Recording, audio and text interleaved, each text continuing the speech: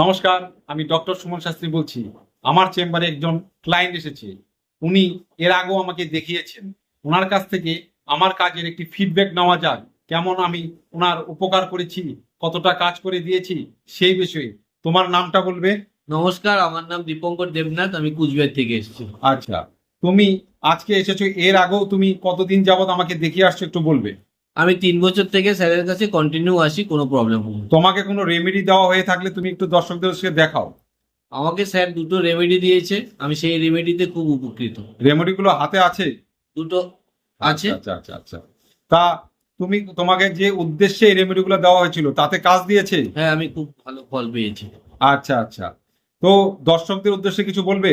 দর্শকদের উদ্দেশ্যে বলবো, তাদের যদি ব্যক্তিগত কোনো সমস্যা থাকে তাহলে স্যারের সাথে যোগাযোগ করতে পারে, খুব ভালো উপকৃত হবে। ধন্যবাদ। তো আপনাদেরও যদি কোনো ব্যক্তিগত সমস্যা থাকে তাহলে আমার সাথে